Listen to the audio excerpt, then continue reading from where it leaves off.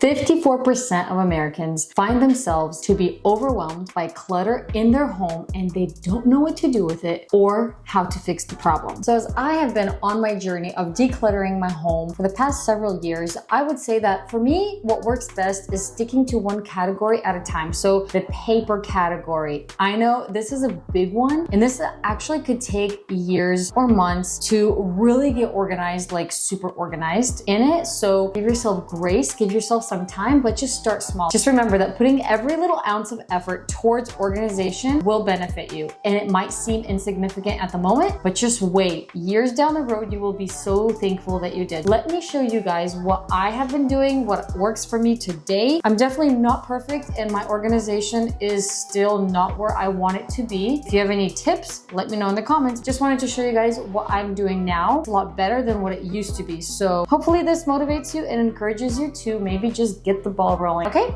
let's go. So the first thing that I did to reduce paper clutter in my house is I set up electronic mail for all of my bills. That reduced 80% of the paper that I get in the mail. So now going to get my mail and that whole experience is so much easier. It literally goes like 5 seconds, where it used to be I'd get piles of mail. I would dread going through it. It would stack up and I would just feel super overwhelmed and I hated it. Now that is not the case. All of my bills go straight to my email inbox, and so I just pay them online. It saves me time. It saves me paper clutter. It's just so much better. I think most people do it already like this, but maybe some people don't. So because most of my bills are paid online, it's just like advertising that I would get in the mail or things that I'm just like, I can toss this. It's gone straight to recycling. Picking up the mail for me now is like 5 seconds. So now that we've minimized paper coming in, what do we do with the papers that we do have and the ones that we actually need to keep? It's like current documents that I just can easily get to. That's gonna be in a filing cabinet right here. So I have like our business documents, our taxes, most recent, our vehicle documents, insurances, mortgages, personal receipts, business receipts, personal identification, certificates, and medical stuff. That kind of stuff that is kind of like current. And when I say current, I mean anything from like up until 3 years ago. So that's the kind of stuff that I keep here. And if it gets too old, like beyond 3 years, I either throw it away if I don't need it, or I put it in a box in a container and I put it up in our storage unit. This I kind of keep updating. So if I get a category, like a piece of paper in the mail that's very important and I know that I need to keep it, and if it's not a category that's already here, I just add a file in here and I make a place for it to sit.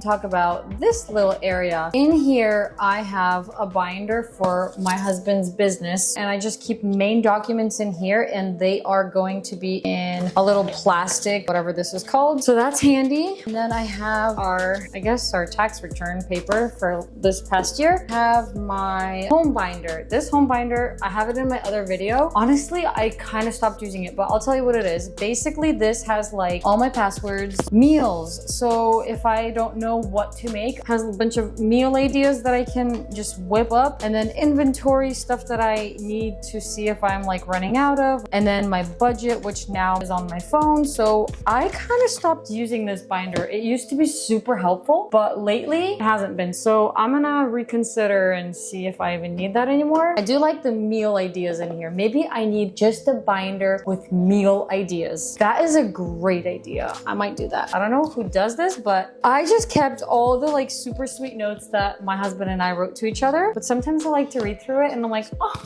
that's so sweet. Like we used to write such sweet little notes. This little random journal that I was writing down a lot of notes when we were selling our previous house. I don't know if I need this. Maybe I need to go through this and like maybe toss it. I have another journal here. This journal I really use for just like taking notes if I'm on a Zoom call or something like that. I don't know. This is kind of whatever. And then I have, I remember taking like a really cool notes for Jim Ron. He was doing doing a whole lecture on philosophy, attitude, activity, results, lifestyle. And I saved it because I want to make a big poster of it and put it somewhere in my office because this is awesome information. That's why I'm keeping that. I'm just leaving that right there. In this basket here, I just have empty journals and notebooks and just blank paper. So my kids always come here for like paper to draw and doodle. Trash, it's so full. A lot of it needs to go through the shredder actually because it's a lot of personal information. When it comes to things like coupons, I don't use coupons nor do I save them. But if I would just make sure that all coupons have a home. All coupons in one place, whether that be a folder, a box, a drawer, I don't care. Get creative, but make sure your coupons have a little home. Another area where I keep some important papers in my house is on my bulletin board in my office. Papers that I need to look at often just to not forget, such as little reminders. Maybe it's invitation to a birthday or a wedding, or maybe it's like a random bill that I need to pay that I don't want to make its own home in my filing cabinet. It's just like a one-time thing. What I also have on that board is our dreams, our yearly goals, our monthly goals, our financial goals, my YouTube video plans, and a little bit of motivational quotes. Things to just keep me inspired, keep me going. So there was a week that went by and I didn't do anything to support the things that I had written on my bulletin board. So the goals that I had written for myself. But when I glanced at it, it was like yelling at me. It was like, what are you doing? Time is ticking. Weeks are going by. Remember what's important to you. So things like my planner and my journal, they're always floating around my house because I love to look at them often. I keep track of my day and I just highlight whatever I did do. And then my journal, well,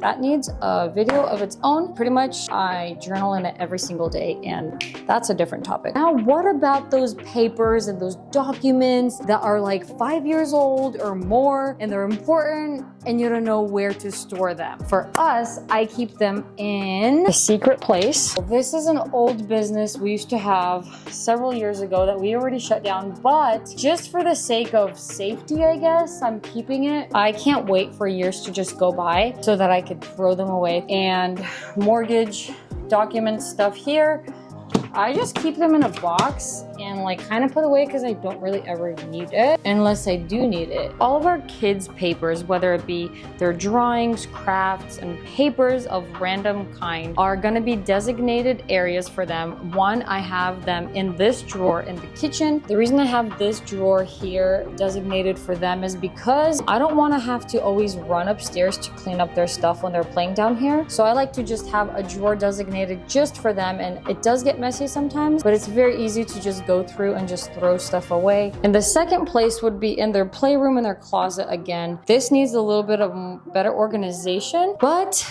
this is the other place where they would have their papers and stuff like that. So my daughter plays piano and all of her piano books should be in here. We try to keep it in one place right here so it's close by and it's not all over the house, so that keeps it nice and organized. Okay, now I have a quick tip for you guys. So we all know that the junk drawer can get filled up pretty quickly, and having random papers and mail cluttered up in a drawer can get filled up super fast. It can become overwhelming, cluttered, and you're gonna hate it. So do everything in your power to avoid putting mail and random pieces of paper into your junk drawer. I think that I've gotten pretty good at keeping like papers and mail out of our junk drawer in the kitchen, and that's because all of my papers, for the most part, have a home. I think that's one of the biggest tips that I could leave you with. And if you get anything from this video, just get that. Every paper that comes into your house, have a home for it. That was the whole purpose of this video. That is gonna reduce so much paper clutter in your house, and you will thank you later for doing that. If you guys enjoyed this video, would you let me know by giving it a like? And if you made it this far into the video, then you're definitely gonna enjoy the videos on the screen here, so check those out. Thank you so much for watching. Until next time, bye-bye.